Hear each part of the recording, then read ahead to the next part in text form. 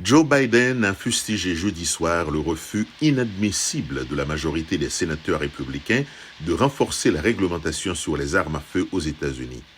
Lors de son allocution télévisée, près de 10 jours après le massacre dans une école primaire d'Uvalde, au Texas, le président a appelé à ne pas décevoir les Américains.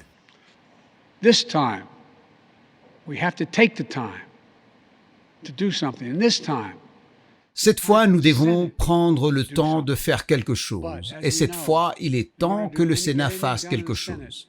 Mais comme nous le savons, pour faire quoi que ce soit au Sénat, nous avons besoin d'un minimum de 10 sénateurs républicains. Je soutiens l'effort bipartisan qui comprend un petit groupe de sénateurs démocrates et républicains essayant de trouver une solution. Mais mon Dieu, le fait est que la majorité des républicains du Sénat ne veut même pas que ces propositions soient débattues et ne souhaite pas voter. C'est inadmissible. Nous ne pouvons plus décevoir le peuple américain.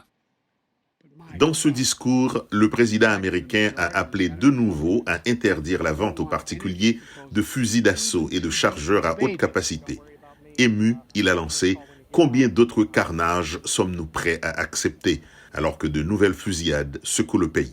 since Uvalde, just over a week ago, Depuis Uvalde, il y a un peu plus d'une semaine, il y a 20 autres fusillades de masse en Amérique, chacune ayant fait au moins 4 personnes tuées ou blessées, y compris hier dans un hôpital de Tulsa dans l'Oklahoma.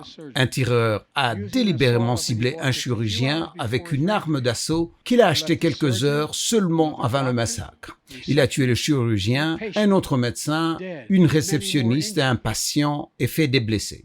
Cela ne compte pas le carnage que nous voyons chaque jour et qui ne fait pas la une des journaux. Joe Biden a déclaré qu'il n'abandonnera pas ce combat difficile.